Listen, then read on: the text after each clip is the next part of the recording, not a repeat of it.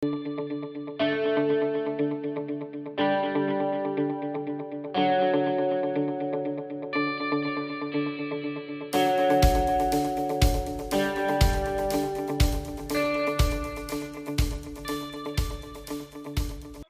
siang semuanya Bapak Ibu sekalian, adik-adik mahasiswa baik dari Jakarta maupun luar Jakarta yang sudah bergabung bersama kami. Terima kasih untuk waktunya, kami sambut Anda semua di webinar Media Academy. Kali ini sudah kali yang ke-10 kami memberikan pelatihan melalui virtual. Dan hari ini temanya sangat-sangat menarik ya, karena bicara mengenai berbagi dengan sesama socialpreneurship yang belakangan ini lagi tumbuh pesat di Indonesia. Saya perkenalkan diri dulu, saya Sumiang, anchor dari Metro TV yang akan memandu acara kita pada hari ini. Dan hari ini tamu kita sangat-sangat spesial, the one and only, Bang Andi. Ya, nanti saya akan sapa Bang Andi di sini, tapi saya tahan dulu ya. Karena saya ingin sedikit sharing mengenai Media Academy. Media Academy ini adalah bagian dari Media Group News, dan lokasi kami tempatnya tetanggaan juga dengan Metro TV, ada di lantai 8 dari gedung baru Metro TV. Dan Media Academy ini memang dibangun atau didirikan dengan tujuan untuk memberikan pelatihan-pelatihan, pengembangan sumber daya manusia, dan juga sertifikasi untuk bidang-bidang profesional, khususnya di broadcasting, ada jurnalistik, hospitality, dan juga food industry. Nah, supaya paham sedikit mengenai latar belakang Media Academy, saya akan putarkan video profil dari Media Academy berikut ini. Kita simak sama-sama.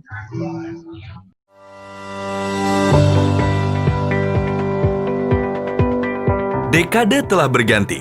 Di era ini persaingan akan sukses dijalani oleh mereka yang memiliki kompetensi.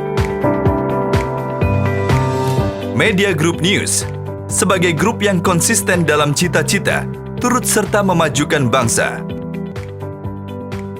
Membangun sebuah unit bisnis yang bertujuan untuk mencetak sumber daya manusia yang unggul. Inilah Media Academy.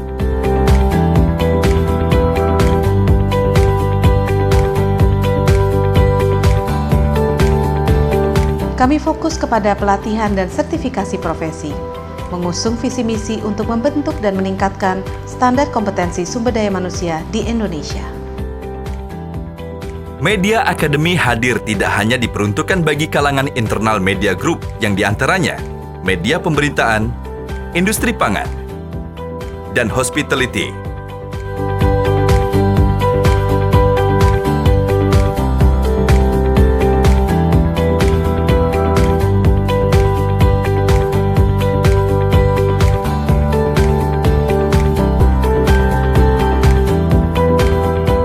Media Academy juga memberikan jasa pelatihan dan sertifikasi profesi bagi kalangan eksternal, seperti pemerintahan, swasta, perguruan tinggi, dan dunia industri lainnya. Para praktisi dan profesional menjadi asesor dan trainer ahli di Media Academy. Mereka berlatar belakang dari Metro TV, Media Indonesia, Medcom.id, Indocater, Pangan Sari Utama, Papandayan Hotel, The Media Hotel, dan banyak perusahaan lainnya di lingkungan Media Group. Mari meraih masa depan gemilang bersama sumber daya manusia yang unggul dan bersertifikasi lewat Media Academy.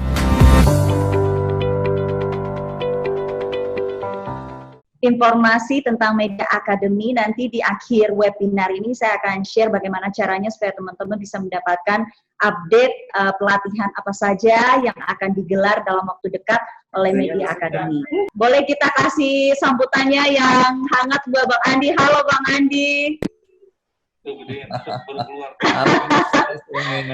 Apa kabar? Bang Andi, apa kabar Bang? Ini sehat, malas, Ya. alhamdulillah, puji Tuhan, semuanya baik-baik. Amin. Semoga kita semua diberi kesehatan ya menghadapi pandemi ini. Nah, Bang Andi, semua orang sudah tahu host dari Kick Andy, penanggung jawab dari Yayasan Kick Andy, tetapi beliau juga adalah founder dan CEO benihbaik.com. Untuk itu hari ini kita spesial mengundang beliau untuk berbicara mengenai berbagi dengan sesama. Bang Andi, lagi pandemi begini lebih sibuk, lebih santai atau apa Bang? Kesibukannya 10 kali lipat dari sebelum COVID. Loh, kok bisa? Pandemi ini kan kita agak terbatas Bang, mau aktivitas. Iya, bagi orang lain kegiatannya pasti slowing down ya, karena ada pembatasan-pembatasan, ada WFH, ada stay at home, dan macam-macam. Tapi justru peran benihbaik.com di sini berlipat-lipat, karena kami menggalang dana, kemudian menyalurkan kepada mereka, saudara-saudara kita yang saat ini membutuhkan dukungan dari kita semua. Jadi baik kesehatan maupun ekonomi. Sekarang kan ada gerakan untuk berbagi di bidang ekonomi karena dampak ekonominya sudah sangat terasa belakangan ini. Oke, jadi justru ini lagi sibuk-sibuknya gitu ya di tengah pandemi, peran benihbaik.com. Nah, Bang Andi, mungkin banyak di antara peserta hari ini belum tahu betul ya apa sebetulnya benihbaik.com. Nah, kita akan putarkan sedikit video profil dari benihbaik.com, kita akan simak sama-sama.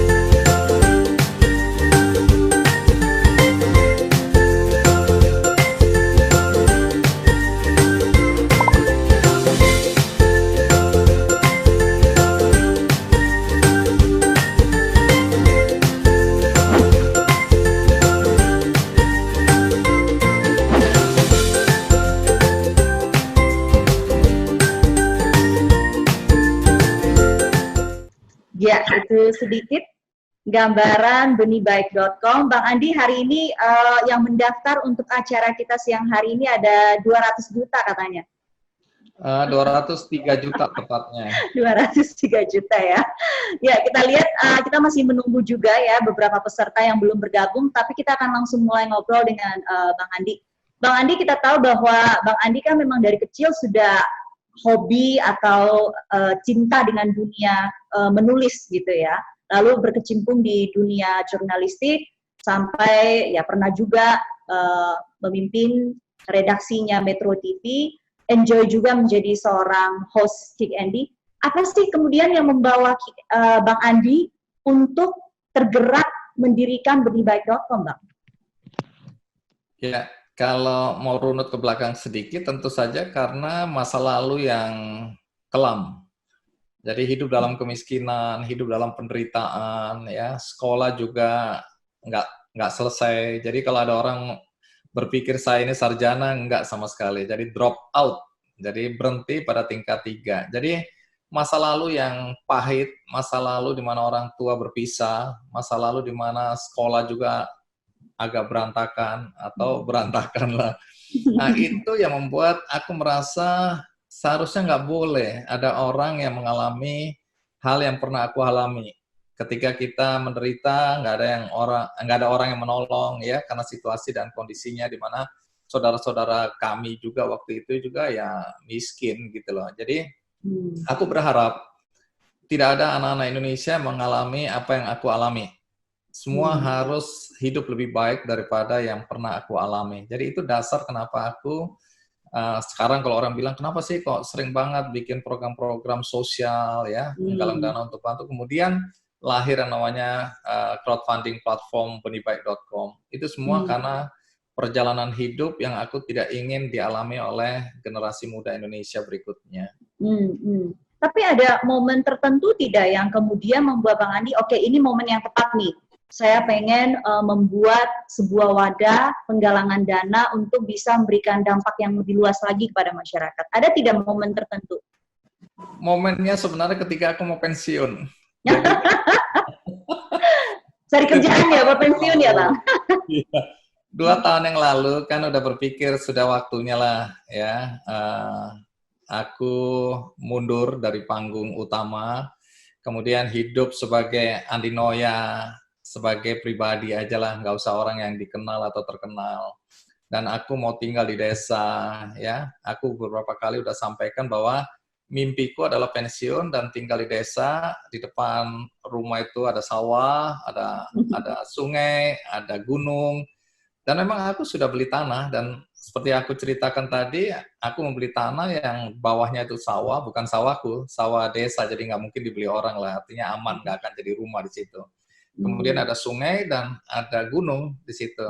Nah, aku udah mau siap-siap pensiun karena aku udah sampaikan baik di Metro TV secara internal maupun kepada publik, aku bilang aku mau pensiun karena usianya sudah 61 tahun. Nah, masih milenial kok itu.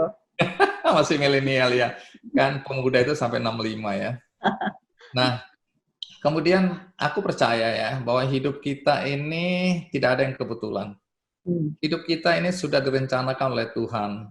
Cuma kadang kita sebagai manusia, kita nggak tahu rencana Tuhan pada diri kita masing-masing apa. Banyak anak-anak yang merasa marah, kecewa, Tuhan tidak adil, kenapa dia cantik, aku tidak, kenapa dia ganteng, aku tidak, kenapa dia kaya, aku tidak, dan seterusnya, dan seterusnya. Kita sering ya merasakan seperti itu.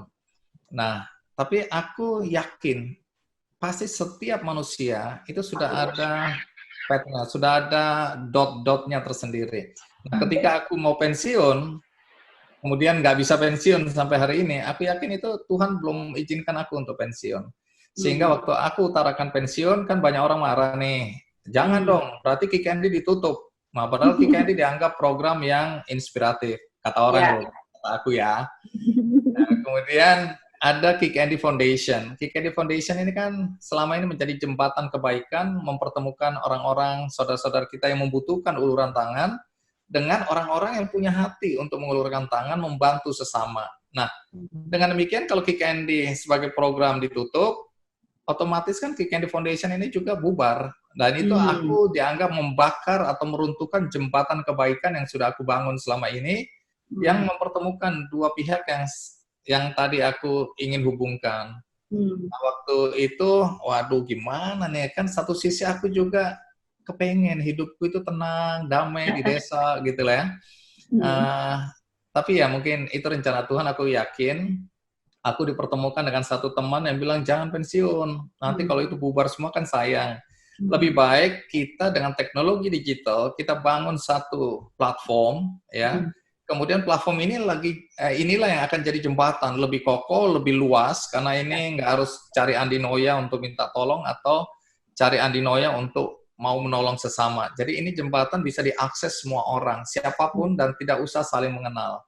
Nah, lahirlah benihbaik.com, dan sampai hari ini aku nggak boleh pensiun. Jadi mungkin aku diminta untuk bisa bertahan 3 tahun paling tidak baru boleh pensiun. Jadi mudah-mudahan ini baru 8 bulan, jadi ya masih baru, masih perjalanan yang jauh ya Bang Andi ya. Tapi intinya ada panggilan hati ya Bang Andi. Oh, kalau panggilan hati udah lama, karena waktu aku memilih profesi jurnalis, itu panggilan hati, dan aku merasa bahwa memang Tuhan merencanakan hidupku untuk jadi jurnalis, karena aku belajar banyak dari narasumber. Aku kalau ketemu presiden, belajar. Aku ketemu tukang beca, ketemu nelayan, tukang jamu, tukang sampah, pemulung, dan aku belajar.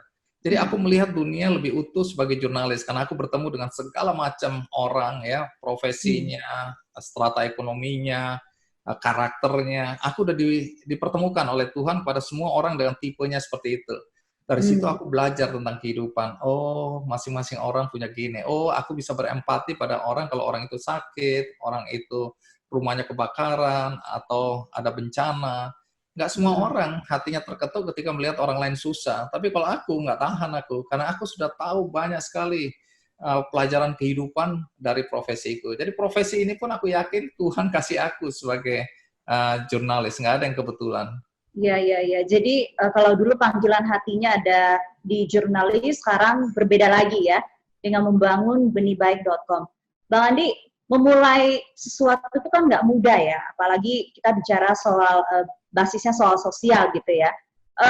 Ada tidak sih kendala yang berat gitu ketika mau memulai benihbaik.com ini, walaupun memang kita tahu Bang Andi sudah punya nama, punya pengaruh gitu ya. Tidak susah lah seharusnya mencari support gitu ya dari berbagai kalangan. Apa tantangan yang paling berat Bang Andi?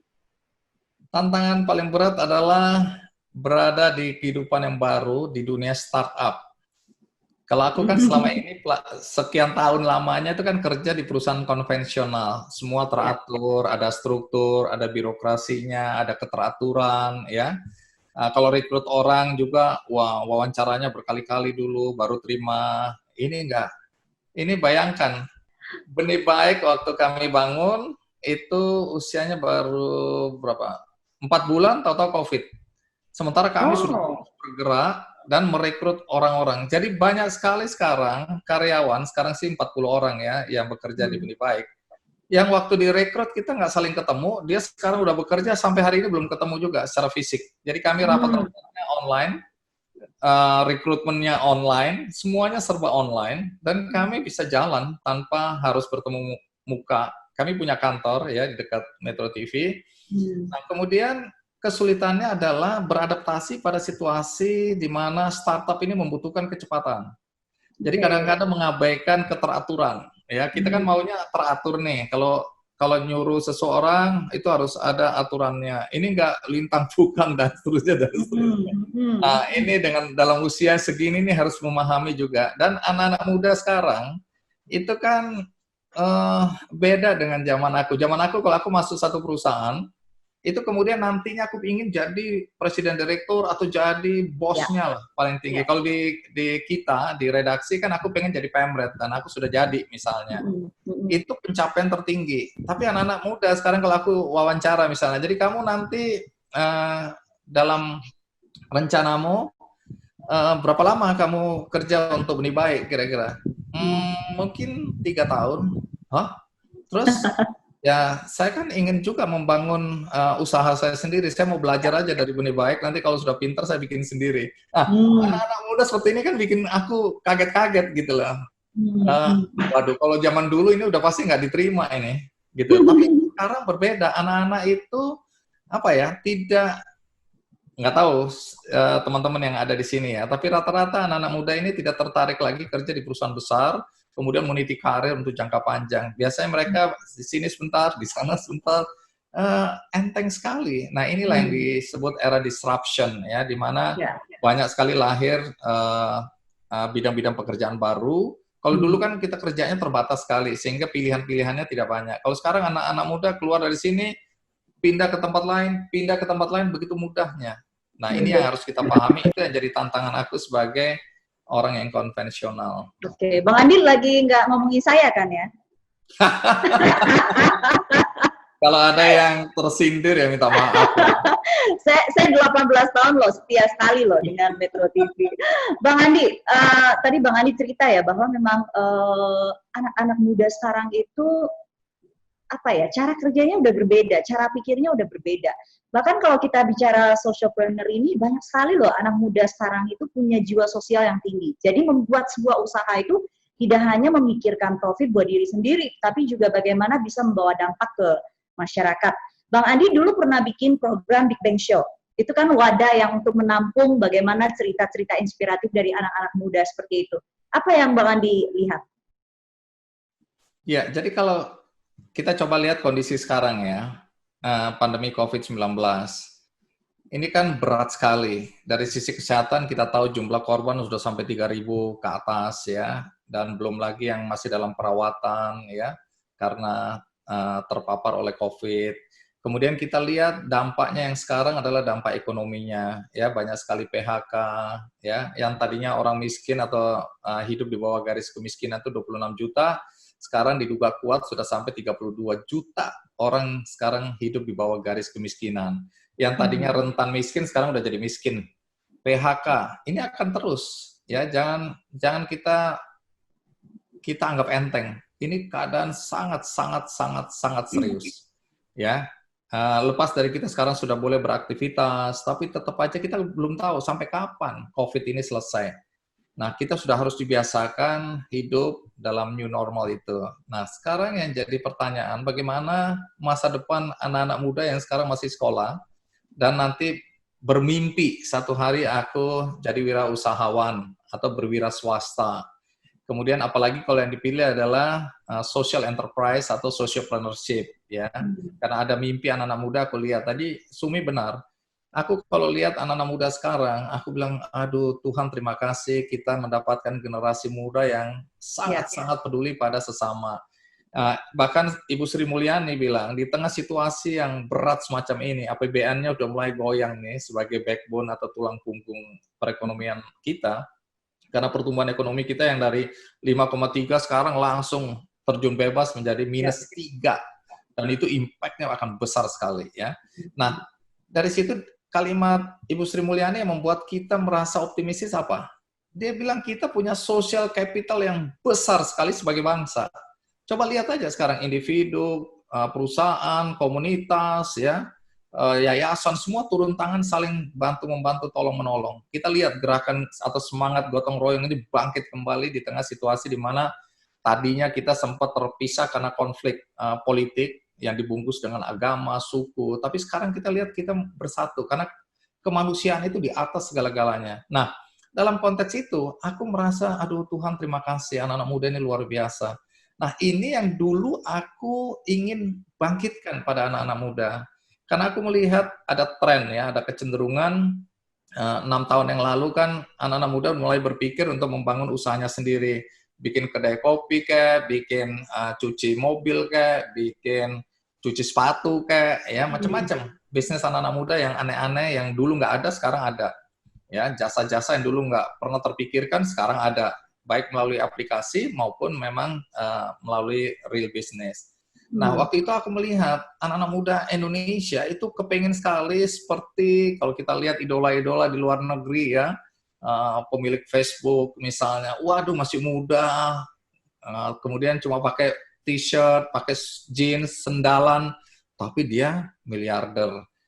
Ada anak-anak yang punya startup yang sukses, cuma naik sepeda ke kantor, kadang-kadang naik tram gitu-gitu, tapi miliarder. Jadi banyak sekali anak muda Indonesia yang bermimpi dia akan menjadi seperti itu. Nah, cuma masalahnya banyak yang membuka usahanya, kemudian berpikir bahwa hari ini aku mulai buka usaha, besok aku jadi miliarder, miliuner, jadi orang kaya. Itu nggak ada cerita itu. Itu hanya di film-film, semua harus melalui proses.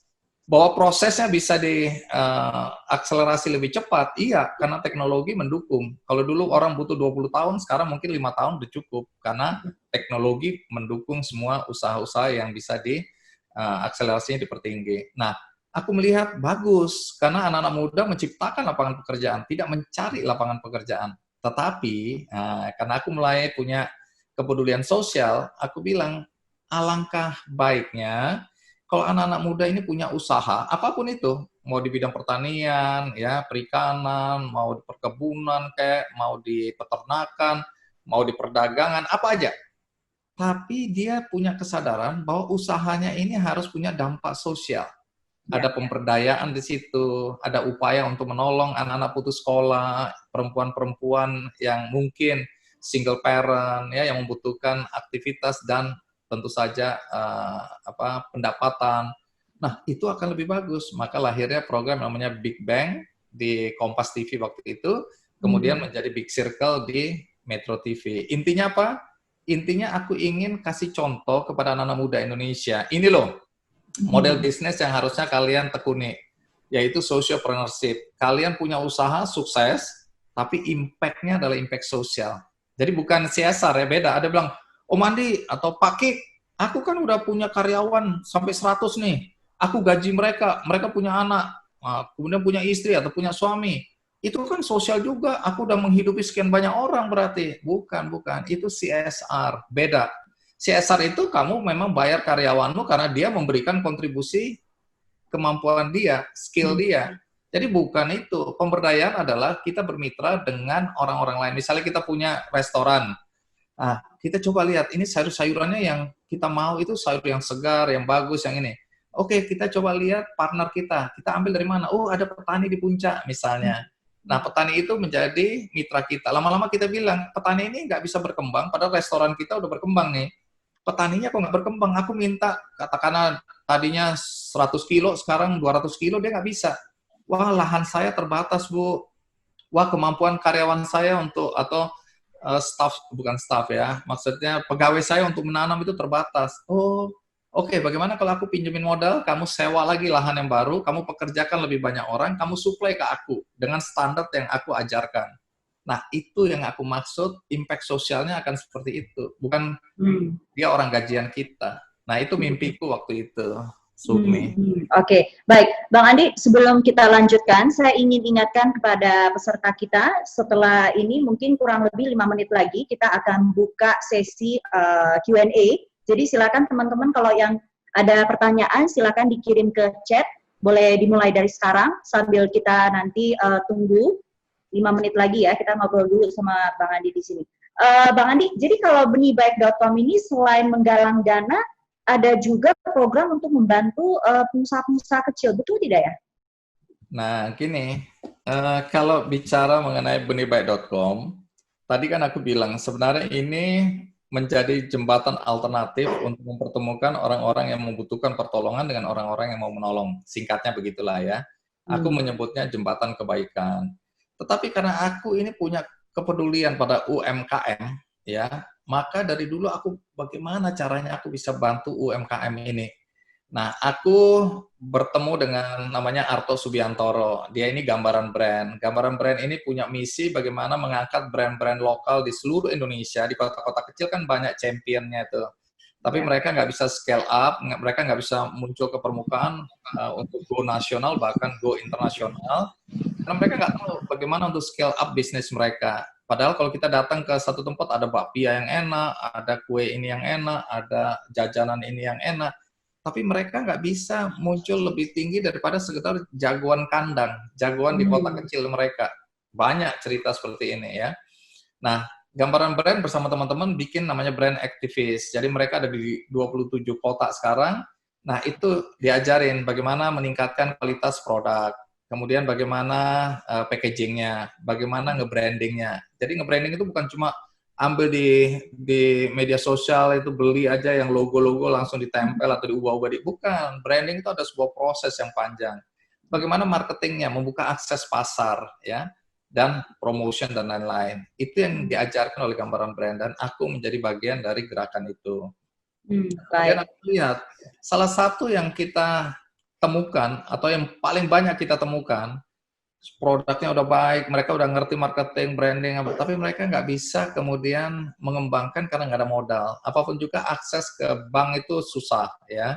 Ada persyaratan yang mungkin tidak bisa dipenuhi oleh mereka yang masih mikro atau ultra mikro bahkan. Yang baru memulai usahanya itu nggak bisa ke bank pinjamnya. Ada kur yang murah-murah gitu, tapi tetap aja ada agunan dan seterusnya. Ada juga sekarang fintech yang pinjam-meminjam, tapi kan kita lihat pinjaman online banyak penipuan dan macam-macam dan seterusnya dan seterusnya.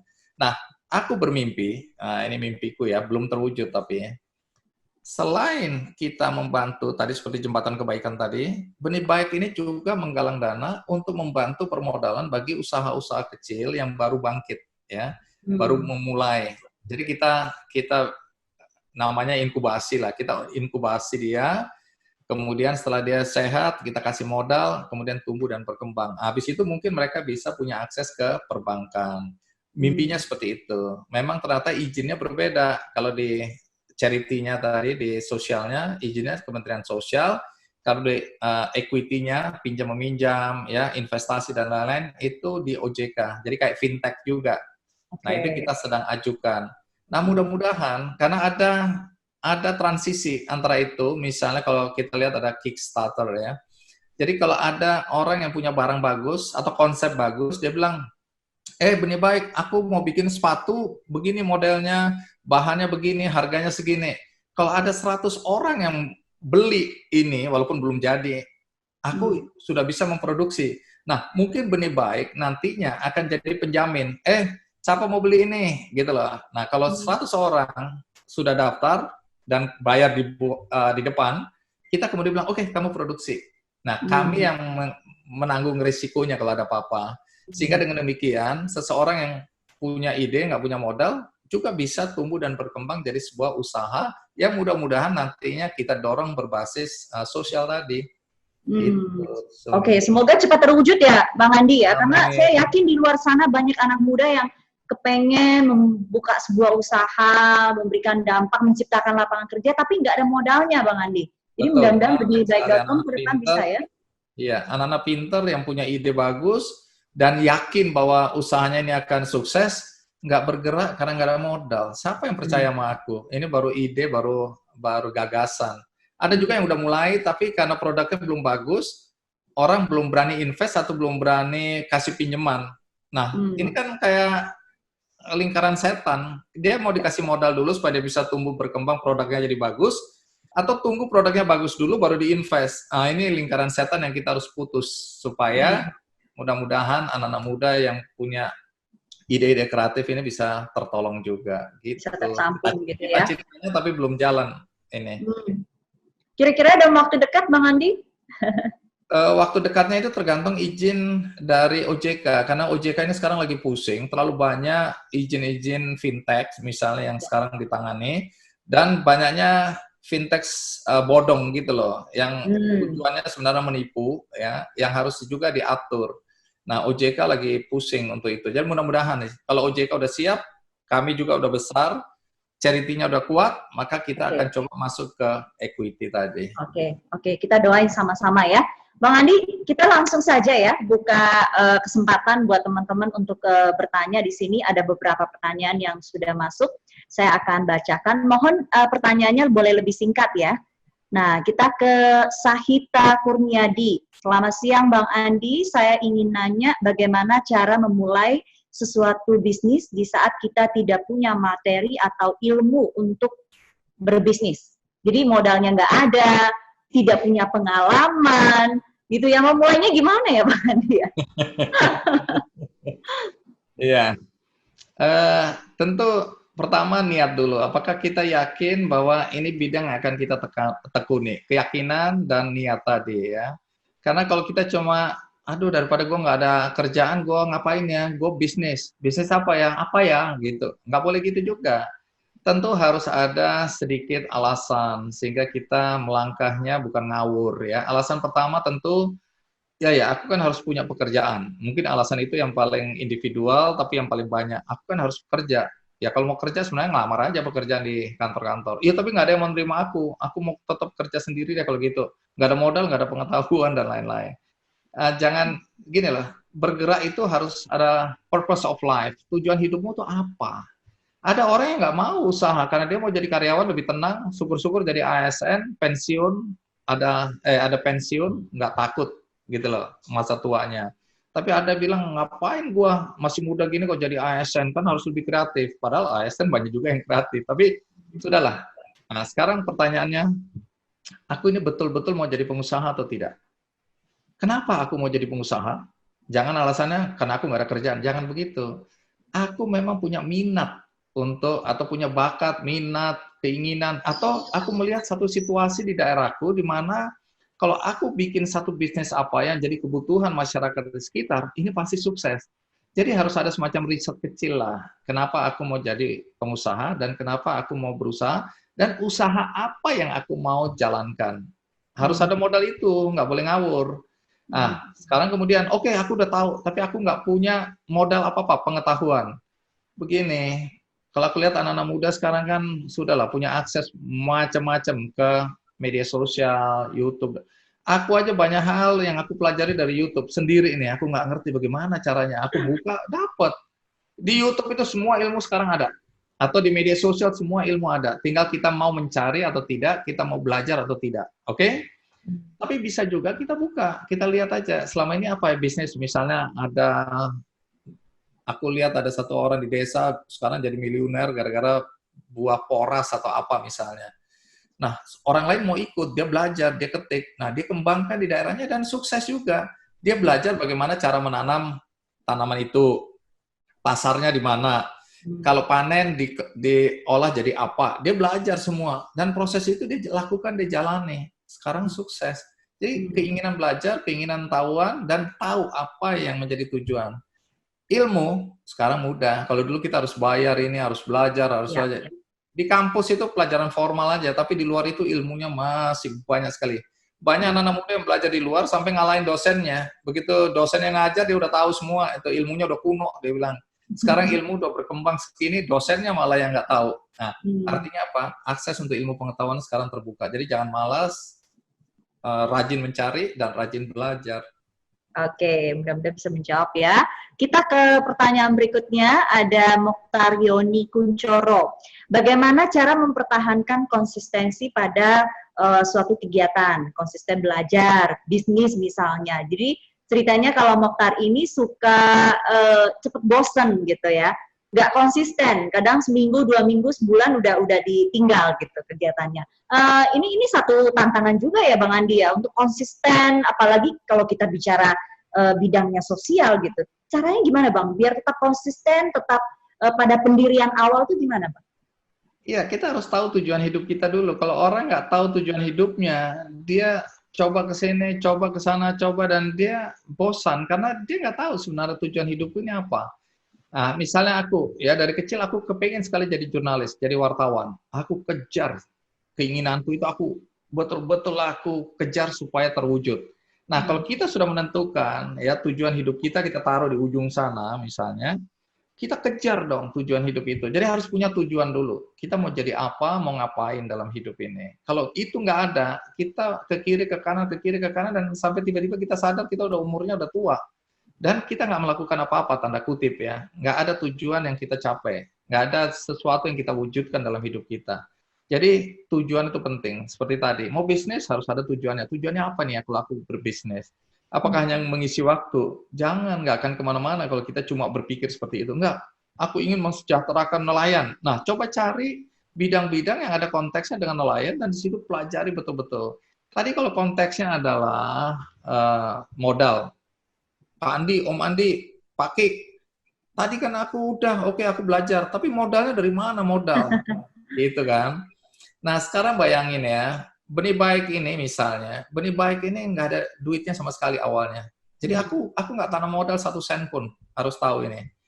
Aku hanya menawarkan proposal kepada calon investor. Aku bilang, aku mau bikin namanya benih baik, begini konsepnya, begini, kamu tertarik nggak untuk invest? Nah, hal yang sama dengan skala yang lebih kecil atau lebih besar terserah, dan cara yang mungkin yang berbeda, lakukan. Gini loh, banyak orang juga punya uang mau invest tapi nggak tahu investnya ke siapa ya, kemana, dan bidang apa. Nah, kalau kita pandai, investor tuh banyak sekali. Kalau kita googling gitu, investasi asing yang masuk ke Indonesia juga banyak. Orang namanya venture capital di Indonesia misalnya, atau mereka yang dibilang angel investor, itu banyak sekali. Kalau konsep kita kuat, bagus, dan marketnya ada, itu banyak orang yang tertarik untuk invest, ya. Oke. Nah, kita kalau baik di Kick Andy maupun di Big Circle, itu sebenarnya banyak cerita orang-orang yang memulai bisnis dengan uang 100.000. Aku cerita nih. Jadi kalau ada orang bilang harus ada modal besar, aku punya cerita di Bali. Aku kaget-kaget ini ya. Kan aku diminta jadi pembicara di SMK pariwisata di Bali. Aku lupa namanya apa. Tapi aku bicara kan. Setelah itu aku bilang, siapa yang sekarang ini sudah punya usaha? Tahu-tahu ada beberapa yang angkat tangan. Wih, ingat loh, ini SMK, artinya setelah SMA ya. Jadi kelas 2 lah. Itu dari kelas 1 sampai kelas 2. Tapi anak yang kemudian aku pilih, aku deketin. Kamu kelas berapa? Dia bilang, saya kelas 2. Anak perempuan, kecil. Kurus-kurus kecil gitu kan. Aku bilang, ini mau bisnis apa? Dia kok angkat tangan kan. Aku bilang, bisnismu apa? Tahu nggak apa yang dia cerita? Aku langsung cerita aja ya. Jadi anak ini satu hari dia lihat di tetangganya ada pohon kaktus, ya kaktus. Dia potel kaktusnya, terus dia dia nemu kaleng yang udah nggak kepake lah.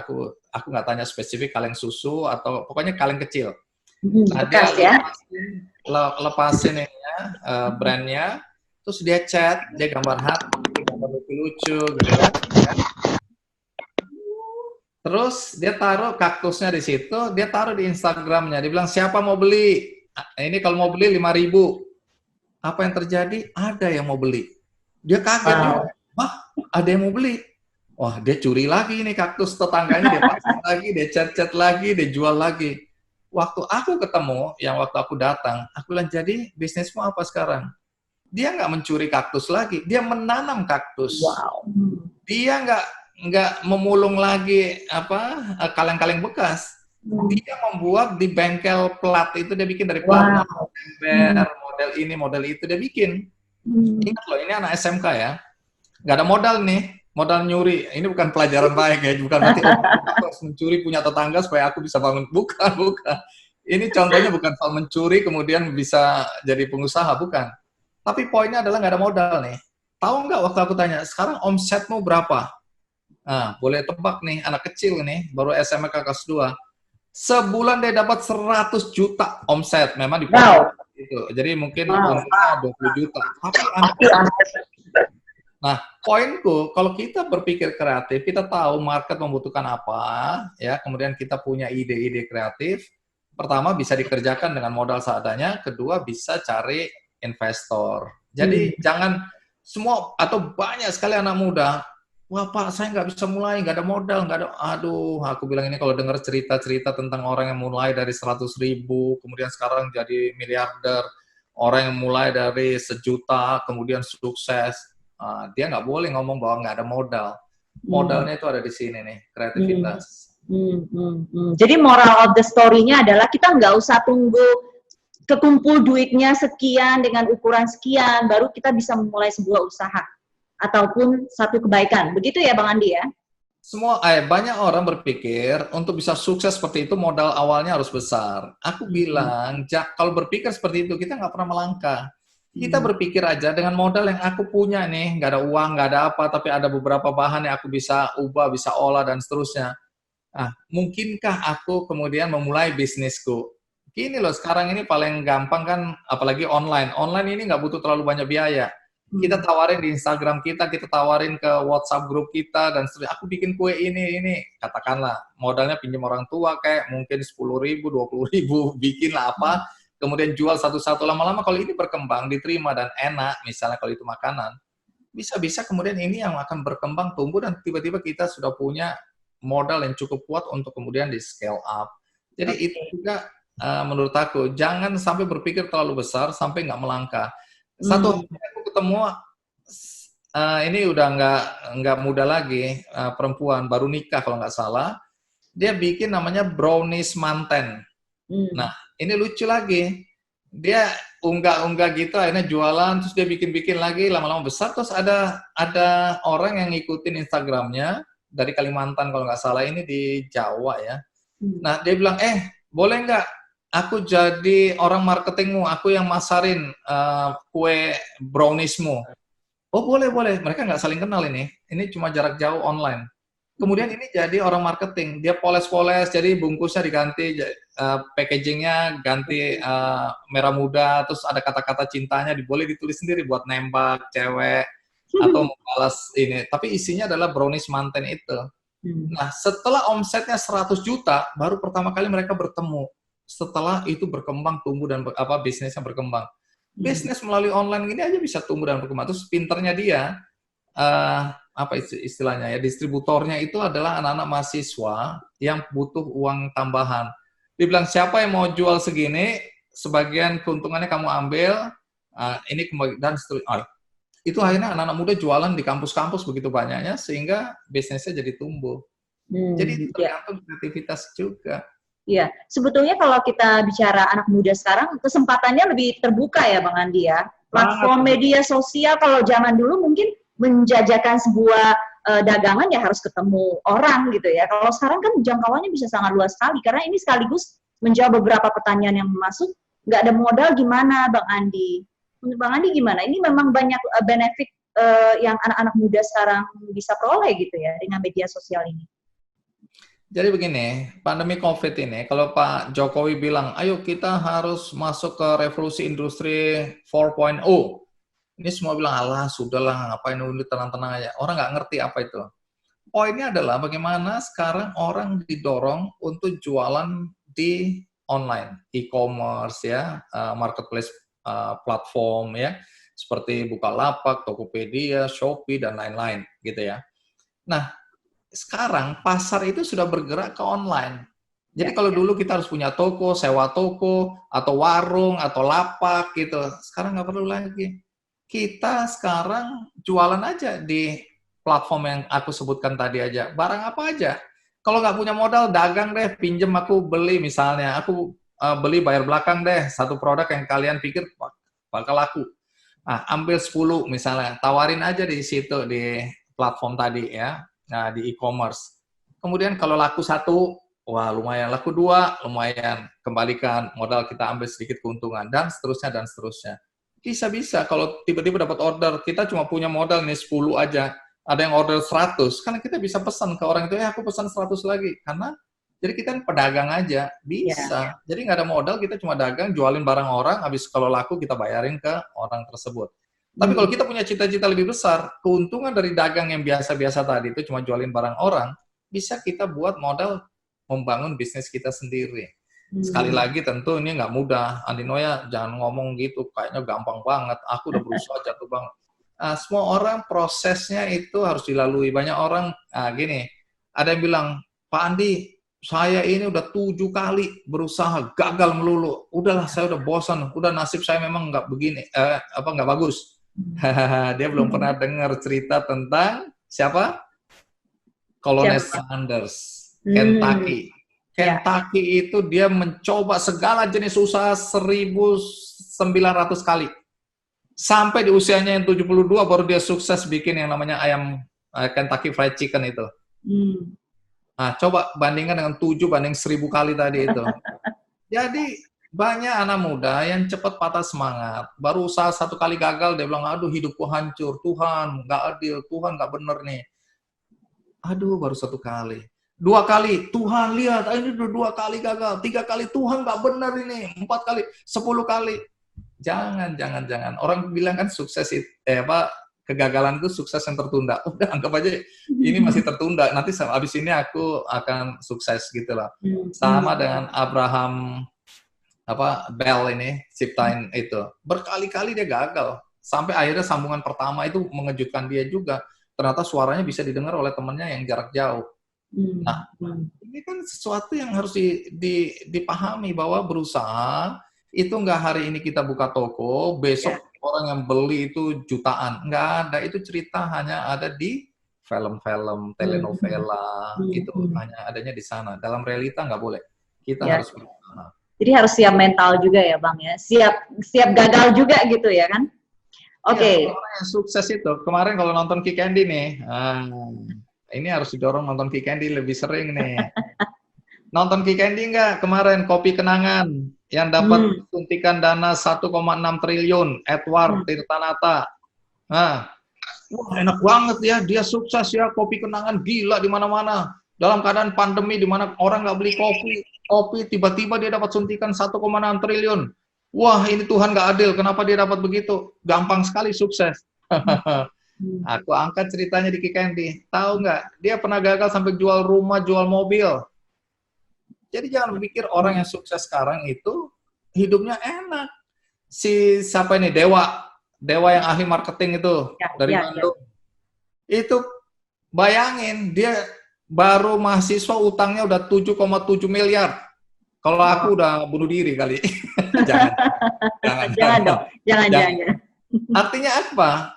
Dia bangkit kembali. Bangkitnya juga lucu. Dia menjual buku, judulnya 7 Kesalahan Pengusaha Pemula. Laris. Rupanya kalau banyak orang gagal yang kepengen baca juga 7 kegagalan itu apa. Akhirnya dia bangkit gara-gara jualan buku. Nah, sekarang kita lihat dia bisa seperti itu. Tapi hidupnya udah sakit, nyaris mati dia. Kemudian udah bangkrut, udah jatuh bangun. Jadi pelajari kisah kegagalan orang untuk supaya kita nggak mengalami hal yang sama, tapi jangan kemudian cengeng gitu loh. Pengusaha yang sukses biasanya yang tangguh, yang kuat, yang jatuh bangun dulu, baru sukses gitu. Oke, dicatat ya teman-teman. Jadi tadi yang suka bosen gitu ya, 1 bulan ganti gitu ya, 2 minggu ganti gitu ya. Coba diingat-ingat tadi pesan dari Bang Andi. Bang Andi, ini ada lagi yang nanya, Iqbal Rivaldi. Dia dari Lampung. Nah, dia bertanya apakah kira-kira benihbaik.com ini bisa memberikan beasiswa khususnya bagi anak-anak di pedesaan karena mereka kan punya cita-cita juga untuk sekolah tinggi gitu ya, untuk masuk universitas. Benihbaik.com ini ada fokusnya tidak Bang? Khusus misalnya untuk pendidikan atau kesehatan atau seluruhnya ada? Ada. Jadi buat teman-teman yang belum tahu cara kerjanya sebuah crowdfunding platform, begini. Kalau aku pengen sekali ngasih beasiswa, aku lihat di kampung ini anak-anak miskin, mereka anaknya ya katakanlah nelayan, buruh atau apa, mereka nggak akan mampu sekolah lebih tinggi daripada apa yang sekarang mereka jalani gitulah. Aku kepengen sekali ngasih beasiswa, tapi aku nggak punya duit, gitu kan? Tapi aku punya niat baik, boleh. Jadi bikin aja daftar ke Benih Baik, namaku siapa? Abdul, umur gini, KTP disertain semua.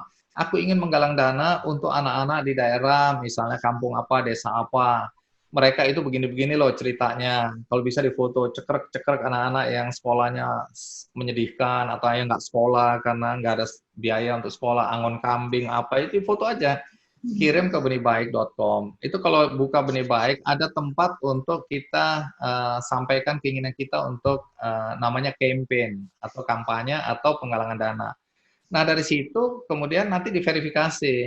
Di Benih Baik harus diverifikasi. Ini bohong, penipuan. Bisa aja orang foto-foto orang-orang miskin, bilang saya ingin membantu, padahal sebenarnya dia mau ambil duitnya sendiri. Nah, itu nggak bisa di Benih Baik. Kita akan verifikasi, kita cek apakah benar data yang disampaikan, fakta yang disampaikan. Kalau benar, kita yang bikinin ceritanya, kita foto-foto yang tadi dikasih, kita bikin ilustrasinya, kita naikkan di platform kita. Nah, selebihnya bagaimana? Nah, kadang-kadang banyak orang taruh, kemudian dia nggak mau berusaha. Itu padahal gampang, itu di-share kemana-mana aja, ke teman-temannya, ke ini, boleh bantu dong, ini. Jadi dia juga bekerja, jangan mengandalkan Benih Baik semata-mata. Kami juga akan coba kampanyekan itu. Ada hari di mana misalnya Sabtu Minggu, aku tuh buka-buka Benih Baik, aku lihat, wah ini urgent sekali, ini anak kalau nggak ditolong, misalnya lagi mau cangkok hati misalnya. Oh, aku langsung ambil, terus aku share ke teman-temanku semua, bantuin dia dong, bantuin dia dong, bantuin dia dong, misalnya. Terus besok aku lihat lagi, oh ini rumah jompo penting juga, aku akan bantu. Dan teman-teman Benih Baik juga akan bantu, gitu, promosikan. Tapi kita nggak bisa kemudian diam-diam aja. Kita juga harus berusaha. Kalau kita punya teman, kita kenal siapa, kita berusaha. Nah, kalau semakin banyak orang tahu ada kampanye mengenai beasiswa tadi, dan semakin orang terketuk hatinya untuk membantu, nah kita berarti sudah berbuat baik dalam hidup kita, walaupun bukan dari uang kita, tapi uang masyarakat, tapi gara-gara kita, uang itu terkumpul, dan anak-anak itu bisa sekolah. Jadi bisa, jawabannya bisa. Oke, baik. Bang Andi, kita bacakan lagi ya pertanyaan yang lain. Saya usahakan untuk semuanya bisa saya bacakan di sini. Dari Angela Christina, Bang Andi, sejujurnya saya lebih memiliki keinginan dan untuk mengembangkan dan mensejahterakan masyarakat. Tapi kalau dalam bidang socialpreneurship, berarti kita harus mencari profit untuk bisnis kita supaya bisa tetap berjalan. Nah, bagaimana konsepnya supaya kita bisa mengimbangi itu mungkin ya pertanyaannya ya, bisa fokus pada profit tapi juga tidak melupakan tujuan awal bahwa kita ingin memberikan dampak pada masyarakat. Nah, ini menarik. Tadi aku undang seorang teman dari Endeavor karena dia selama ini semacam konsultan buat startup ya, dia bikin bukan workshop sebenarnya, lebih ke apa ya? Ya udah, pokoknya ada satu kelas-kelas di mana dia tanda kutip memberikan masukan untuk startup di Indonesia. Karena ini internasional, adanya di Brasil tapi sekarang pusatnya di Amerika ya. Nah, ini internasional. Nah, mereka di Indonesia itu ada juga membantu startup. Startup apa aja, mau fintech kayak mau ini mau semua, termasuk Benih Baik itu bisa masuk di situ untuk diarahkan. Nah, aku tadi tanya namanya Pak Wayah. Aku manggilnya Om Wayah. Om Wayah, bagaimana kalau ketika ada karyawan Benih Baik yang bertanya, Benih Baik ini tujuannya mau bantu orang atau sebenarnya mau tingkatkan GMV atau omset pendapatan supaya nilai sahamnya naik, supaya nanti bisa dijual, supaya jadi unicorn. Ini bagaimana nih Benih Baik? Kecuali memang ada startup yang memang betul-betul untuk tujuan komersial gitu loh, mencari untung. Tapi ini kan sebenarnya tujuannya bukan mencari untung semata, tapi ada yang harus dibantu, yaitu orang-orang yang membutuhkan bantuan. Nah, bagaimana jawabnya? Jadi, semua kegiatan sosial, supaya sustain, supaya bisa berkelanjutan, harus ada income. Nah, benih baik ini, kalau nggak ada income, maka dia tidak akan bisa memberikan bantuan kepada masyarakat yang membutuhkan. Platform ini akan habis, dan itu memang terjadi beberapa platform seperti ini yang mati, ya, karena dia nggak bisa mengembangkan usaha. Jadi, mengembangkan usaha adalah keharusan. Jadi, harus ditreatment sebagaimana ini adalah sebuah perusahaan. Artinya apa? Harus untung, harus besar. Supaya apa? Supaya orang yang dibantu menjadi lebih banyak lagi, gitu loh. Nah, kalau tadi, misalnya aku sebenarnya nggak ada panggilan untuk bisnis, aku lebih sosial, nggak ada masalah juga. Ada yang namanya yayasan, ya. Kick Andy Foundation kita nggak ada usaha-usaha komersial, kita hanya menunggu kalau ada orang mau ngasih uang donasi, ya kita terima, kemudian kita salurkan ke orang yang membutuhkan. Atau kami datang ke perusahaan-perusahaan, kamu punya CSR, bidangnya apa? Oh, kami lingkungan, Pak Andi. Oh, aku punya program lingkungan ini, kamu bisa bantu nggak? Oh iya Pak Andi, sini kami bantu. Dia kasih aku duit, aku jadikan itu sebagai sebuah program. Ini ada beasiswa, kalian mau bantu nggak anak-anak di Papua, anak-anak di Aceh misalnya, ini membutuhkan bantuan beasiswa gini nih. Oh betul Pak Andi, cocok, kami juga CSR-nya pendidikan, aku dikasih duit. Kaki palsu, aku dikasih duit, kaki palsu, semua. Jadi aku punya banyak sekali kegiatan atau program di Kick Andy Foundation misalnya. Itu semua dibantu oleh perusahaan-perusahaan yang punya sebenarnya misi hampir sama dengan apa yang aku buat sebagai program di Kick Andy Foundation. Jadi bisa juga, kita nggak usah kerja, kita kerja di yayasan. Nah, apakah di yayasan boleh bayar orang? Boleh. Tapi tentu namanya juga yayasan. Ya, jadi tentu bayarannya tidak sama seperti ketika kita bekerja di perusahaan-perusahaan komersial. Tapi hati kita, panggilan kita bisa jalankan dan kita bisa makan. Jadi nggak usah takut hidup kita susah lah. Oke. Berikutnya, sudah menunggu mungkin ya Yofian Reinhardt pertanyaannya untuk dijawab. Selamat siang Bang Andi, saya Yofian dari Tanjung Jabung Barat, Jambi. Izin bertanya Bang, mau minta tips dan saran dari Bang Andi, bagaimana caranya anak muda bisa memberdayakan masyarakat di daerahnya. Nah, kebetulan ada potensi yang ia lihat, yaitu buah pedada yang sudah ada yang membuatnya menjadi sirup gitu ya. Jadi bagaimana caranya memulai atau meyakinkan masyarakat untuk bisa sama-sama gitu membuat sesuatu, memberdayakan masyarakat di sekitarnya, Bang Andi. Aku kebetulan nggak tahu buah pedada itu seperti apa, tapi aku membayangkan bahwa ini bisa dijadikan sirup. Ya udah, di Jawa juga banyak sekali buah-buah yang kemudian bisa diolah menjadi sirup ya. Begini, ada local champion, orang-orang yang memang lahir karena terdorong oleh panggilan yang kuat sekali untuk membantu sesama. Ada local champion yang lahir karena memang dia mau cari untung semata. Ya, dia melihat ada peluang dan dia kemudian kembangkan. Dua-dua nggak ada yang salah, nggak ada yang benar. Nggak ada yang salah. Dua-dua benar. Ya. Nah, sekarang kita melihat ada peluang itu dan kita ingin kemudian terjun dengan tujuan pemberdayaan. Yang pertama tentu belajar, ya. Kemudian kedua nanti bicara soal modal, bukan modal, pinjaman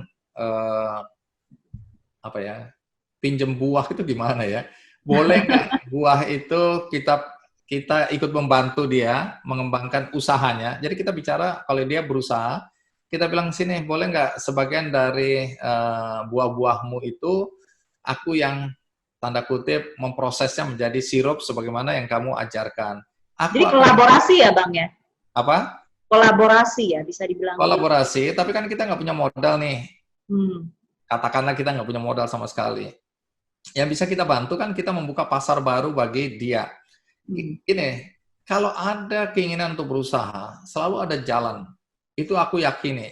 Tapi kalau kita belum apa-apa, aduh susah nih, siapa yang mau beli? Dia aja nggak berkembang, dia aja cuma sehari cuma 3 botol lakunya. Terus aku harus jual kemana? Nah, kalau kita punya sikap seperti itu, kita mau usaha apa aja nggak akan pernah jalan. Kita harus coba melihat peluang. Seperti kalau kita lihat cerita-cerita di orang marketing ya. Ada orang datang ke satu pulau, dia lihat waduh, semua anak-anak di sana nggak pakai sepatu. langsung dia balik ke Jakarta, dia bilang, bos, percuma kita dagang sepatu di situ, nggak akan laku. Semua anak-anak Seattle itu umumnya nggak pakai sepatu, percuma, kita nggak usah jualan. Nah, sementara ada perusahaan lain yang ngirim orang marketing juga ke situ. Begitu lihat banyak yang nggak pakai sepatu, dia pulang, bos, gila, kita punya potensi pasar yang luar biasa. Di sana anak-anaknya nggak pakai sepatu. Jadi kalau kita mulai bisa kembangkan sepatu yang sesuai dengan kebutuhan mereka, ini. Nah, jadi melihat gelas itu setengah penuh, setengah kosong. Kita mau lihat itu potensi atau kita melihat itu sebagai sesuatu yang tidak ada harapan. Nah, sama seperti misalnya ya, aku nggak tahu situasi dan kondisi di daerah itu seperti apa. Tetapi kalau kita mencoba melihat, wah, dia cuma jual 3 botol per hari. Padahal enak, padahal mungkin kemasannya udah bagus gitu. Atau mungkin belum bagus, tapi kita mulai pikirkan kemasan yang bagus. Nah, kita mulai, karena ide kreatif, kita mulai lihat, ini sebenarnya kalau diganti botolnya, dikasih sedikit merek-merek itu, nah ini bisa laku. Terus dari mana duitnya? Nah, kita bisa hubungin, misalnya ini cerita gampangnya, tapi tentu masing-masing dengan caranya. Dia datang ke sebuah toko, misalnya, Bu, Pak, yang punya toko, mau nggak jual sirup seperti ini? Tapi saya akan kemas dengan botol yang lebih bagus, dan kita coba boleh nggak? Nah, kalau dia pandai berbicara, pandai menjelaskan, apalagi dia bilang, tujuan saya sih sebenarnya kalau pendapatan atau penghasilan ini, saya ingin membantu orang, saya ingin ibu-ibu yang di desa itu punya banyak pekerjaan karena bisa mengolah ini dan seterusnya ya. Ini kepandaian juga menjual dan kegigihan. Kalau ditolak 1 kali, 2 kali, 3 kali, bilang, Allah sudah memang nggak laku ini. Jangan, tadi kan kita baru belajar bahwa semua ada proses. Nah, mungkin toko keempat, toko kelima bilang, ya udah, saya minta 10 botol dulu deh, misalnya.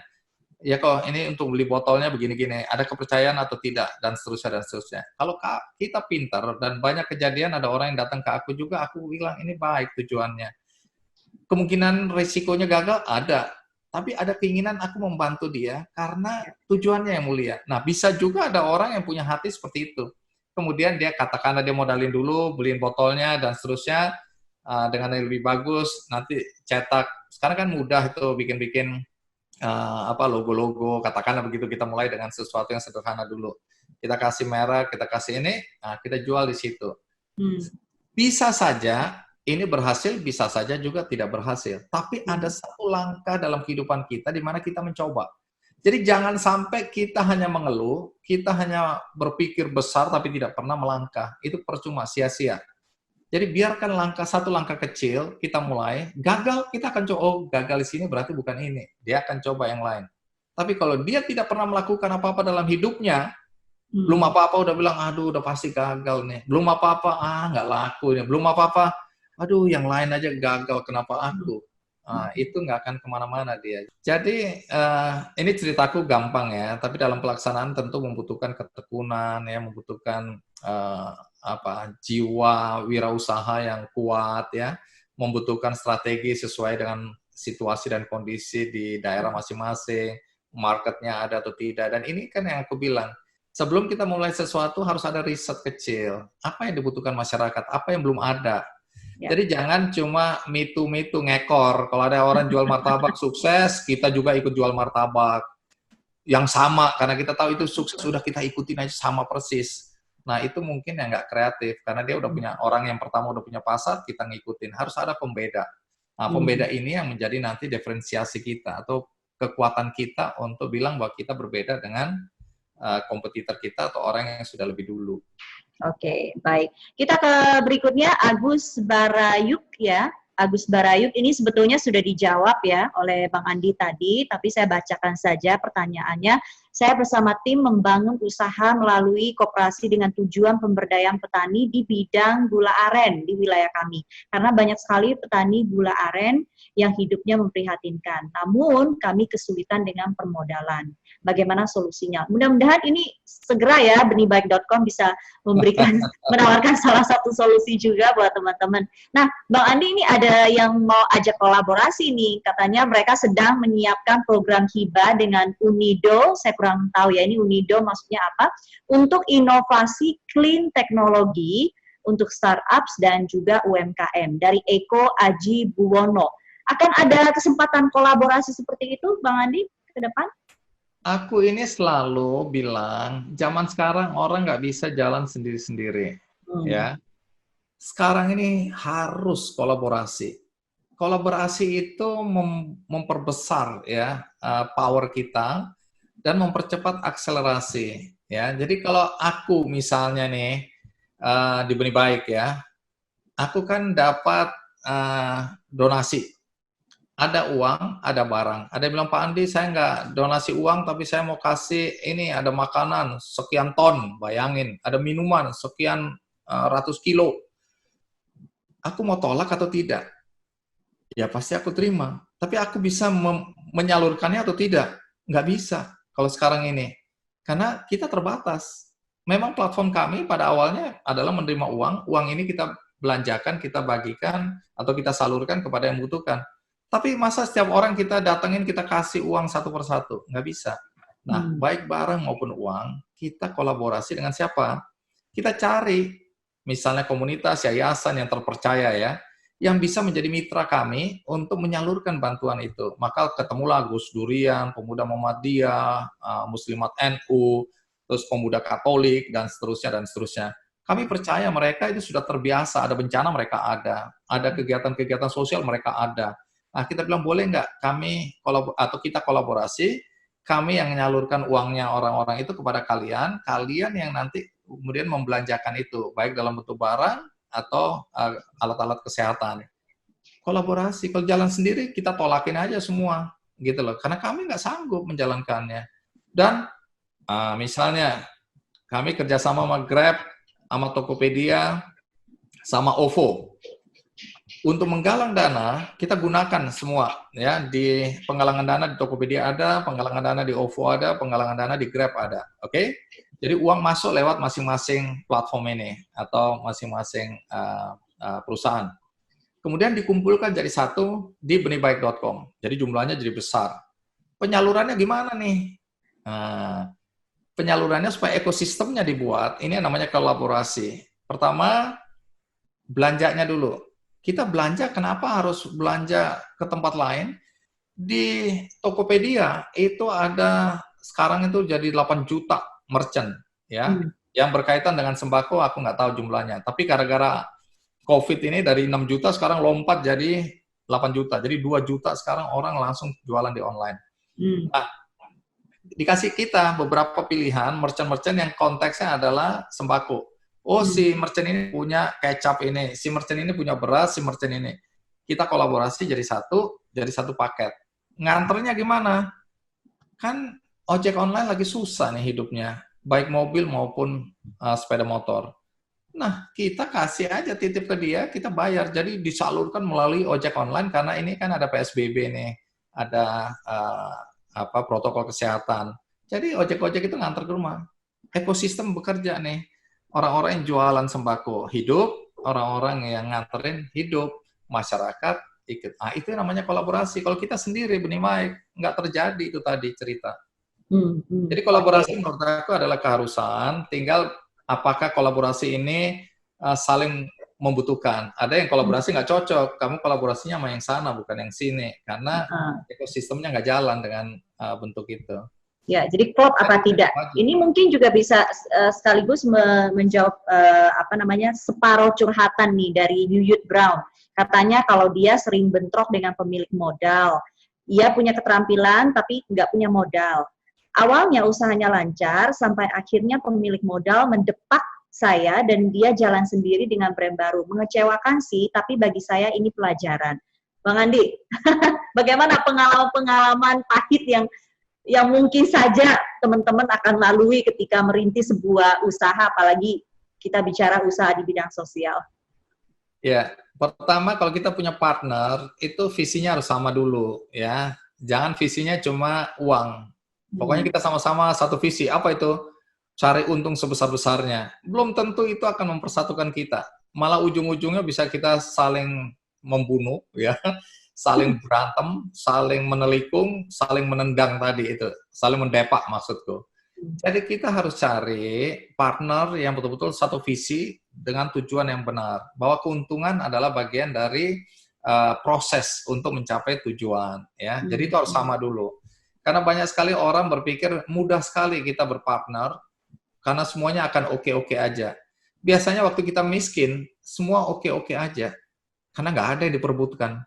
Tapi begitu usaha kita besar, sukses, mungkin kita sama partner kita baik-baik aja, tapi kita lupa bahwa dia akan punya anak atau dia punya istri yang mungkin visinya berbeda sama kita. Pak, enak aja sih itu, kok papa kasih sahamnya segitu. Misalnya, bapak, ibu, kenapa itu? Akhirnya sudah mulai bertengkar di situ. Karena ada yang diperbutkan. Kalau kita lagi nggak punya apa-apa, kita itu betul-betul, waduh, kita sahabat sejati. Begitu ada uang, oh nggak ada itu cerita. Kalau kita nggak keluar di dalam Aslinya keluar gitu ya Bang ya. Nah, di sini termasuk waktu kita meminjam modal atau minta investasi. Investor itu hanya mau cari uang. Dia mau tanam uang di kita untuk kembali secepatnya dengan jumlah yang tentu sudah lebih besar atau lebih banyak. Nah, kita harus mengerti juga ya. Di Benih Baik sama, ada yang memang visinya sama, ada yang cuma taruh uang dan dia minta uangnya kembali. Nggak ada yang salah di sini. Nah, tetapi bagaimana kita meyakinkan orang waktu kita datang dengan visi kita yang clear, yang jelas, sehingga paling tidak kalau ada friksi, ada konflik, itu nggak sebesar ketika sampai kita didepak gitu loh.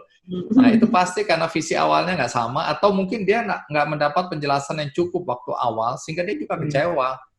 Gue dibohongin, katanya dulu bakal begini-begini, dalam perjalanan nggak begitu. Memang orang ini harus didepak aja. Bisa aja salah kita loh, nggak selalu salah orang itu. Jadi kita coba melihat bahwa kalau kita berpartner, kita kolaborasi, itu visinya harus sama, harus kuat, ya, harus clear dari awal. Aku mau begini, kamu ngerti nggak? Oh ngerti, baru kita jalan. Jangan sampai kemudian dia nggak ngerti, kemudian dia invest, dan kemudian dia kecewa. Oke, baik. Kita ke pertanyaan terakhir saja, Bang Andi. Sepertinya sudah Katanya semua ya. Jam 8 malam, siapa yang bilang? Maunya seperti itu sih, Bang.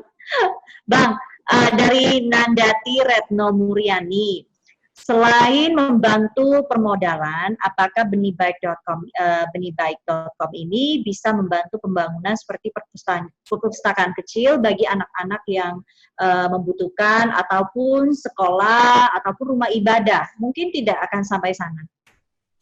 Sudah, makanya coba teman-teman yang mau bertanya tapi mungkin nggak ada kesempatan di sini, klik aja, diketik aja benihbaik.com, dilihat.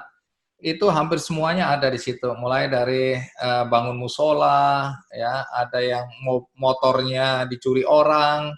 Karena kenapa kita bantu, kita bolehkan dia galang dana, karena dia memang hidup dari motor, dia tukang ojek, gitu loh. Kita nggak melihat bahwa mau beli motor untuk kemewahan, tidak. Ini untuk mendukung, menunjang pekerjaan dia. Jadi kita bolehkan yang seperti itu untuk menggalang dana di Benih Baik. Kemudian kalau tadi bicara untuk taman bacaan, ya, untuk perpustakaan, untuk bangun sekolah, untuk bangun masjid, bangun gereja, untuk anak-anak kanker, untuk kaki palsu, untuk gigi palsu mungkin, ya, semua itu bisa.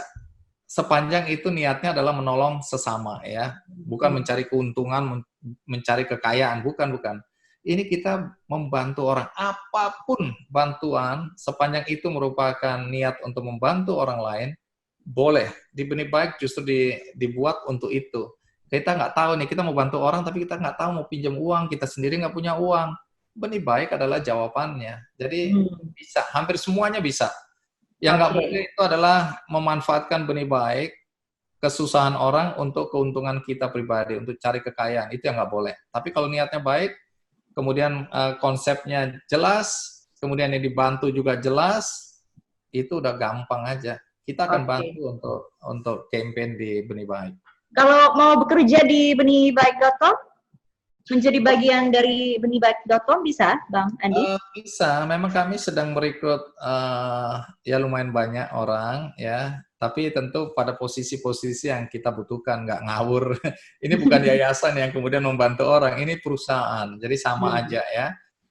Tapi ini harus ada panggilan juga. Kami waktu wawancara orang, dia punya skill-nya, tapi kalau kami lihat ini anak nggak ada panggilan sosial, nggak ingin membantu orang, itu nilainya agak turun, ya. Tapi kalau anak ini punya semangat, dia bilang, wah saya mimpinya juga, saya punya cita-cita untuk membantu orang, bla bla bla, itu kita bisa uji sih, mau bohong atau tidak. Tapi itu yang diutamakan. Mereka memang ini pekerjaan-pekerjaan untuk orang-orang yang terpanggil. orang yang cuma sekedar cari uang biasanya nggak akan tahan di sini. Kenapa? Karena pekerjaan kita itu tadi kan Sumi tanya, apakah pandemi ini aku sibuk? Sibuk sekali, 24 jam. Jadi kita kerja sampai jam 12 malam. Saya selalu tekankan kepada teman-teman. Teman-teman, kalau kita bekerja di platform seperti ini, sebenarnya kita bekerja dengan selalu pikiran bahwa kalau kita bermalas-malasan sedikit, bisa aja ada satu nyawa yang hilang gara-gara kita mau santai-santai. Bukan berarti nggak boleh santai, tapi santai work from home ini nggak ada yang lihat, itu aku mau tiduran dulu, dengerin musik dulu, nonton film Korea dulu. Nih, kamu tahu nggak, gara-gara kamu nonton film Korea pada jam kerja, gara-gara kamu mau dengerin musik dulu, tenang-tenang, mau enjoy, atau bahkan jalan-jalan ke mall pada jam kerja, di mana orang membutuhkan kecepatan, kamu bisa aja sudah membunuh 1-2 orang yang saat itu, kalau tidak dibantu, tidak dioperasi, dia akan mati. Nah, coba bayangkan. Sehingga kita semua bekerja karena berpikir kalau kita lalai, ada orang-orang yang mungkin nyawanya terancam karena kelalaian kita. Jadi ini bukan pekerjaan biasa, di mana kalau kita kerja, tunggu dulu, santai-santai dulu, toh besok atau nanti malam bisa dikerjakan, atau nggak ada itu di Benih Baik. Nah, apakah kalian siap untuk bekerja seperti itu? Kalau aku enjoy, karena aku tahu semakin aku kerja keras, semakin banyak orang yang bisa aku bantu. Itu kebahagiaan yang aku nggak bisa ceritakan di sini, kalian yang harus rasakan sendiri. Itu motivasi terbesarnya gitu ya. Baik, terakhir Bang Andi, caranya gimana sih benihbaik.com ini memverifikasi pihak-pihak yang melakukan penggalangan dana, misalnya pihak yang membutuhkan ataupun pihak yang memang memberikan dana gitu. Verifikasinya seperti apa sih, Bang? Iya, yang standar ya ada formulirnya. Di situ sudah bisa. Kalian tahu apa yang harus diisi, email, nomor telepon, KTP itu harus ada ya. Karena itu dasar di mana kita percaya bahwa orang ini ada, bukan orang-orangan, bukan penampakan. Kemudian kasusnya kita lihat ya, kalau dia bisa dukung dengan dokumen-dokumen, apakah itu foto, alamat dari apakah itu sekolah atau taman bacaan atau apa aja yang mau dia bantu ya, dilampirkan. Nanti akan dicek, cross check ya, ditelepon, diverifikasi, dilihat gitu loh. Kalau itu sudah benar, maka kita akan bantu untuk membuat desain grafis kampanyenya, kampanyenya. Kemudian kita juga akan bantu untuk sebarluaskan. Tapi sekali lagi, karena itu sekarang ini udah ada 640 kampanye, ya, campaign seperti itu, tentu diminta kita juga aktif untuk mempublikasikan ke teman-teman, minta tolong teman-teman untuk nyampaikan ke teman-temannya, ibu kita, keluarga kita kirimin aja semua WhatsApp atau campaign itu. Sehingga semakin banyak orang yang tahu, semakin banyak orang yang tergugah, maka target untuk mendapatkan bantuan itu semakin cepat juga. Jadi nggak bisa dianggap, aku taruh, aku tidur, besok sudah pasti targetnya tercapai. Belum tentu. Karena ada sekian banyak juga campaign yang ada. Jadi orang kalau buka itu bukan punyamu sendiri yang kelihatan. Yang kelihatan adalah 650 campaign tadi. Belum lagi nanti sebentar lagi udah jadi 1.000, 2.000, 3.000, dan seterusnya. Nah, kalau tadi kita bicara mengenai kita mau mendapatkan dana atau membantu orang lain, sebenarnya kita sendiri bisa berbuat baik ya. Aku selalu berhadapan dengan pertanyaan, Pak Andi, saya kan belum kaya, belum bisa berbagi. Iya. Pertama, dia pikir berbagi itu harus uang. Tidak. Berbagi itu bisa aja tenagamu, waktumu, keterampilanmu. Kalau kamu pintar bahasa Inggris, ajarin anak-anak miskin di sekitar rumahmu, di sekitar kampungmu, desamu, kompleksmu, yang mungkin tidak bisa membayar untuk belajar bahasa Inggris. Pintar matematika, pintar apa aja, ajarkan pada mereka. Pintar komputer, ajarin. Cari orang-orang yang membutuhkan jasa untuk belajar komputer. Pintar main gitar, nggak ada salahnya ajarin anak-anak bermain gitar, bernyanyi, mendongeng, dan seterusnya. Jadi nggak harus uang. Kalaupun aku bilang, iya aku mau uang, tapi nggak bisa banyak. Bagus. Nah, kenapa di platform Benih Baik ini peluang orang untuk menolong sesama dengan, katakanlah, kemampuan dia, itu diakomodasi. Artinya, mau 5.000, nggak usah malu. Kalau malu ya anonim aja, nggak usah pakai nama. Cemplungin aja 5.000. 1.000 deh, 1.000. Nggak usah 5.000. 1.000. Tapi kalau ada, katakanlah, 100 atau 1.000 orang berpikir yang sama, aku mau nyumbang hari ini 1.000. Bayangin, 1.000 kali 1.000. Itulah yang akan tertampung di dalam penggalangan dana. Apalagi kalau ada orang 2.000, 20.000 orang berpikir sama, aku mau hari ini nyemplungin 1.000 perak. Aku mau pilih aja, pilih anak kanker, pilih ini, pilih itu, boleh, gitu loh. Nah, itu aja perbuatan baik. Dan teman-teman semua di sini, untuk mengasah empati kita, untuk melakukan hal-hal yang baik dalam hidup kita, mulai dari hal-hal yang kecil-kecil aja dulu. Jangan ingin sesuatu yang besar, tapi kamu nggak pernah jalankan, nggak pernah melangkah, saking besarnya. Sehingga aku nggak bisa, terlalu besar. Enggak. Lakukan hal kecil yang baik dalam hidupmu setiap hari, itu akan mengasah empatimu.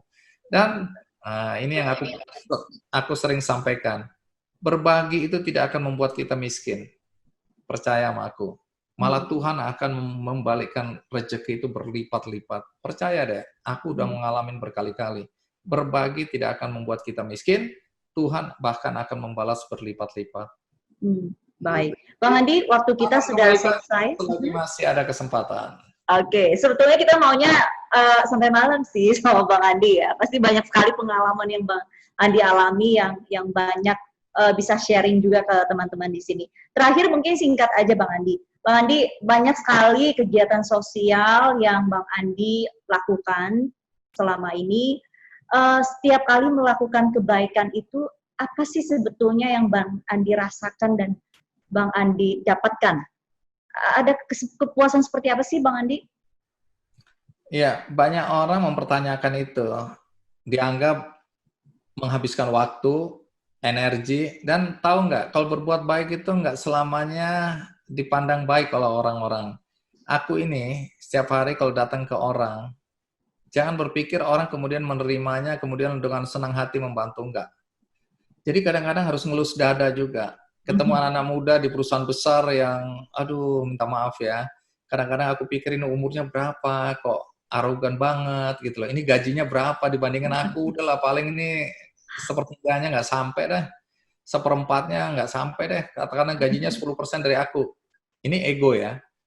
Kemudian aku bilang, ini anak kenalannya siapa sih? Aku ini kalau telepon menteri atau WhatsApp menteri udah pasti dibalas. Ketemu presiden, hampir semua presiden aku ketemu. Kemudian aku mau ketemu pimpinan perusahaan, mudah sekali buat aku. Dia ini siapa? Gitu kan? Itu ego. Kalau aku memakai egoku, nggak jalan semua ini. Karena ada anak-anak muda yang arogan seperti itu, tapi dia punya dana yang aku butuhkan untuk membantu orang lain. Jadi aku kadang-kadang ngelus dada aja, aku bilang, Tuhan sabarkan aku. Karena kalau aku katakanlah mendahulukan egoku, bubar, aku langsung maki-maki, kamu anak muda keluar dari sini, atau aku keluar dari tempat dia. Tapi kan itu nggak jalan akhirnya. Apa tujuan utama kita? Menolong orang. Padahal dia yang punya dana. Oke? Nah, walaupun perusahaannya bukan dia. Kadang-kadang aku bilang, ini kan bukan duit lo, gitu loh. Nah, tapi kita ketemu orang gitu, kita harus sabar. Nah, jadi aku sering menahan, bukan marah, menahan perasaan, ya, ngelus dada, karena aku tahu, apa yang aku lakukan ini bukan untuk diriku. Kalau untuk diriku, aku nggak sudi ngadepin anak-anak seperti ini. Aku nggak butuh, tanda kutip ya. Tapi aku harus menahan diriku, menahan perasaanku, karena aku tahu apa yang sedang aku lakukan adalah untuk orang lain yang membutuhkan uluran tangan kita. Nah, ketika ini kan perasaan nggak enaknya, tapi waktu aku serahkan uang itu atau bantuan itu kepada orang yang membutuhkan, dan kemudian kita bisa melihat betapa bantuan kita itu memberikan semangat hidup buat dia, mengubah hidup dia, itu kebahagiaan yang nggak akan bisa diukur oleh apapun. Kalau kalian belum ngerti ini, harus merasakan, karena aku susah menceritakan. Banyak orang bilang, emang Andi Noya udah kaya? Ada yang bilang, Andi Noya, ngapain lu bantu-bantu itu? Lu sendiri kan belum lunas tuh mobilnya, rumah juga belum lunas. Tapi enggak. Aku susah menceritakan kalau orang tidak merasakan kebahagiaan yang tidak terkira ketika kita membantu orang lain dan kita melihat orang itu bahagia karena bantuan kita. Nah, itu perasaan yang aku rasakan. Kebahagiaan, dan karena aku bahagia, itu jadi candu. Aku ini kalau satu hari nggak berbuat baik, aku bilang, apa ya yang kurang dalam hidupku hari ini? Oh, aku belum berbuat baik. Jadi candu. Tapi candu ini candu yang membuat kita hidupnya bermakna dan bahagia. Luar biasa. Seperti tagline-nya dari Benih Baik ya, tanam kebaikan selagi ada kesempatan ya Bang Andi. Betul, jangan sampai nggak ada kesempatan. Terima Tiba-tiba Tuhan, kasih luar biasa Bang Andi. Tuhan memanggil kita nggak tahu nih. Glenn Fredly dalam usianya masih 40-an Ya. udah dipanggil Tuhan. Didi Kempot usianya masih 50-an dipanggil Tuhan. Jadi jangan berpikir take it for granted bahwa hidup kita akan panjang. Jangan. Kita berharap, kita berdoa, tapi kita harus berpikir bahwa hidup kita tidak lama, sehingga cepat-cepatlah berbuat baik, sebanyak-banyaklah berbuat baik, sehingga ketika kita meninggal, kita sudah melakukan banyak hal baik dalam hidup kita. Ya, jangan nunggu ya, nunggu kaya, nunggu mampu gitu ya. Terima kasih Bang Andi, boleh kita kasih tepuk tangan untuk Bang Andi sore hari ini, luar biasa Bang. Kita banyak sekali belajar dari Bang Andi, semoga para peserta ini bisa memetik manfaatnya dari apa yang sudah di-sharing oleh Bang Andi. Terima kasih waktunya Bang Andi, kita tahu Bang Andi sibuk sekali, dan kita tunggu ya, benihbaik.com bisa banyak terobosan dan bisa menjangkau lebih luas lagi ke orang-orang yang membutuhkan. Baik, kita akan tutup webinar sore hari ini. Saya minta teman-teman untuk membuka videonya, kita akan foto bareng-bareng ya dengan Bang Andi di sini. Tapi suaranya mohon di-mute, tetap di-mute.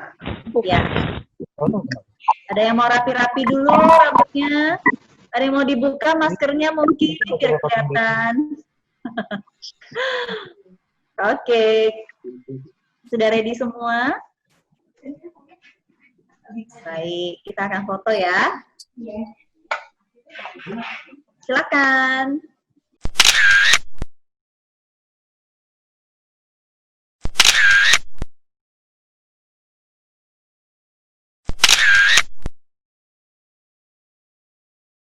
Siap. Thank you sekali lagi Bang Andi dan seluruh peserta di webinar Media Academy. Terima kasih. Jadi kalau ingin tahu lebih banyak lagi pelatihan berikutnya tentang apa, narasumbernya siapa, silakan update informasinya dan follow di Instagram @media_academy_id, ID-nya huruf besar. Kemudian Twitter juga sama @media_academy ID huruf besar, kemudian juga bisa di Facebook Media Spasi Academy. Kemudian kalau nanti ada teman-teman tadi yang ketinggalan, agak telat bergabung tadi, bisa ditonton kembali perbincangan kita dengan Bang Andi melalui YouTube kami di Media Academy ID. Jadi seluruh perbincangan kita tadi sudah direkam dan kita akan pasang di YouTube supaya teman-teman bisa menonton kembali gitu ya, apa yang tadi sudah disampaikan oleh Bang Andi. Terima kasih banyak. Saya Sumiang mengucapkan sekali lagi terima kasih buat Bang Andi dan para peserta sudah bergabung di webinar sore hari ini. Sehat selalu semuanya, sukses juga untuk apa yang direncanakan dan dicita-citakan. Sampai jumpa.